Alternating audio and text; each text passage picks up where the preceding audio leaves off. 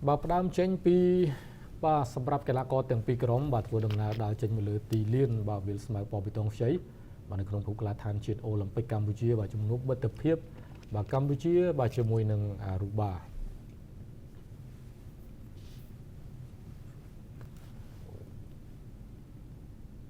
và con traiរបស់លោកអញ្ញាកណ្ដាលបាទបានលើឡើងចាប់ផ្ដើមការប្រកួតបាទនៅក្នុងវគ្គទី1ដែលបោះកាយចេញពីជើងបាទរបស់ក្រុមជម្រើសជាតិកម្ពុជាត្រង់ចំណុចនេះការសុទ្ធបាទពីខាងអារូបាបាទកីឡាករលេខ9បាទគឺ Grothoson បាទសុទ្ធមួយជើងពីចម្ងាយបាទបាល់ផ្លោងមកបាទប៊ីសទៅនឹងចូលប៉ុន្តែអ្នកចាំទីវិរៈតារាបាទសគ្រូបានចំណុចនេះហើយបាទគឺបាល់ចំណេញបាល់ជ្រុងរបស់អារូបាបាទតែបញ្ចូលទីបានសម្រេចបាទជាគ្រាប់បាល់នាំមុខមួយគ្រាប់មុនបាទត្រឹមតែនាទីទី3តែប៉ុណ្ណោះបាទរូបាដែលមានឯកសន្តានពណ៌លឿងបាទគឺបើកក្របបាល់បាទនាំមុខបាទទៅលើកម្ពុជាមុនបាទខណៈដែលម្ចាស់ផ្ទះកម្ពុជាបាទគឺប្រើឯកសន្តានពណ៌បាទខៀវចាស់បាទត្រង់នេះការសុទ្ធវាយបកវិញបាទពីកម្ពុជាដោយធ្វើជើងរបស់បាទយូដៃអូហ្កាវ៉ាបាទអ្នកចាំទីផ្ទះចេញហើយថែមពីក្រោយបាទដោយ Abdul Kader ក៏អ្នកចាំទីបាទអាចសង្គ្រោះបានបាទត្រង់ចំណុចនេះបាទជាក្របបាល់ទី2របស់រូបាបាទជាការតែបញ្ចូលទីបាទរបស់កីឡាករអូស្ទីណាបាទនៅនាទីទី11បាទយើងមើលចំណុចនេះបាទសុទ្ធសឹងតែជាបាល់ខាងលើបាទទាំងគ្រាប់ទី1និងគ្រាប់ទី2ដែលរូបាបាទរកបានបាទសម្រាប់ការនាំមុខបាទទៅលើកម្ពុជារបស់យើងបាទការលូតតែតបាទបានយ៉ាងល្អ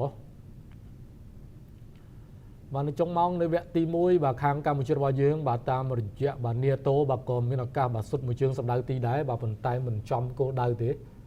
បាទកឹបស្ដាំបាទហើយក៏ទាញសុទ្ធឆ្វេងបាទធ្វើឲ្យបាល់នេះបាទគឺខុសគោលដៅ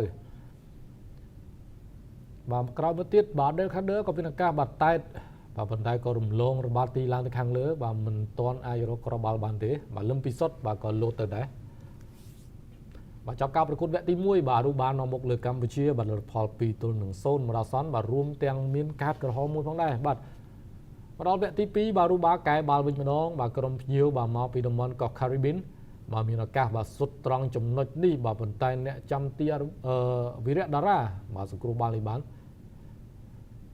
បាទទះចេញបានយ៉ាងល្អបាទសម្រាប់ការសង្គ្រោះបាទមួយបាល់នេះបាទពីវិរៈតារាបាទហើយកម្ពុជាមានបាល់ free kick បាទពី Nick Tyler បាទលើកមកត្រង់ចំណុចនេះបាទនីតូហើយក៏ព្យាយាមសុទ្ធបាទមិនបានល្អទេបាទពីSarit Kriya បាទបាល់ធ្លាក់មុខទីបាទតែទម្លាក់មកបាទពីនីតូហើយSarit Kriya បាទគាត់អស់ចំហបាទឆ្កឹះរឿងស្រាលបន្តិចអ្នកចាំទីអាចចាប់បានបាទបន្តមកទៀតបាទត្រង់ចំណុចនេះបាទការវិលុករបស់កម្ពុជាឃើញថាមានច្រើនបាទតាមរយៈ Nick Tyler បាទអូចូលតំបន់គ្រោះថ្នាក់ហើយក៏សុទ្ធឆ្វេងមួយជើងនេះបាទប៉ោងសំណាញ់ទីបានតែម្ដងបាទតាមពីក្រោយបាទនៅនាទីទី57បាទជាការបញ្ជូនបាទពី Abdul Kader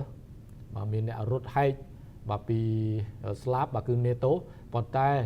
បាទ Nick Tyler ជឿជាក់បាទលើជើងឆ្វេងរបស់ខ្លួនបាទគឺទីបំផុតបាទអាចសុទ្ធបាល់បញ្ជូនទីបានមែន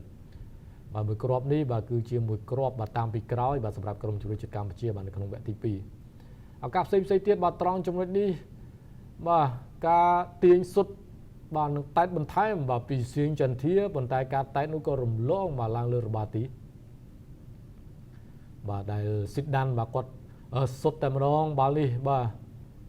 ហើយនៅឱកាសផ្សេងទៀតបាទចន្ទាបាទក៏សុទ្ធមួយជើងពីចម្ងាយត្រង់នេះអ្នកចាំទីបាទលោតផ្ទះបានយ៉ាងល្អបាទដោបាល់